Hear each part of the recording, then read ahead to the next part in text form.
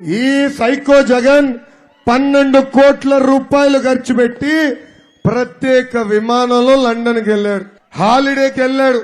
ఈ రోజు మేము కూడా అడుగుతా ఉన్నాం, ముఖ్యమంత్రి చంద్రబాబు నాయుడు గారు కనపడటం లేదు, ఆచూకీ ఎక్కడ? దాంతో పాటు ఆయన పేరు నారా లోకేష్, ఈయన ముఖ్యమంత్రి కొడుకు కూడా. సో ఈయన ఎక్కడున్నారో ఈయన కూడా కనపట్ల, ఈయన గడిచిన వారం రోజులుగా కనపట్ల.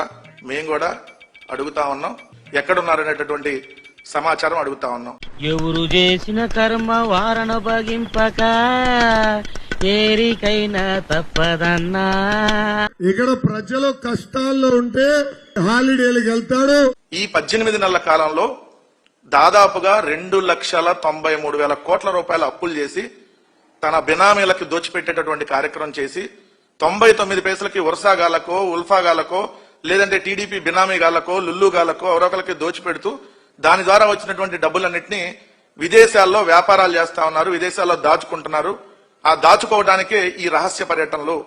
ఇక్కడ ఆంధ్రప్రదేశ్ రాష్ట్రంలో ప్రజల సంపదని దోచుకొని విదేశాల్లో దాచుకోవడానికి అబ్బా కొడుకులు అంటే తండ్రి కొడుకులు వీళ్ళు వెళ్తున్నారనేది బయట మనకు వినపడుతున్న సమాచారం. ఖచ్చితంగా దానికోసం వాళ్ళు వెళ్లారు, అందుకని ఇది రహస్య పర్యటన. అనవసరంగా ఎదవనైపోయానన్న. మరి అదే నా ఎదవతనంతో పోల్చుకుంటే నీ ఎదవతనం ఒక ఎదవతనం అంటారా? వచ్చిన టైం బాలేదు, వెళ్దాం పద.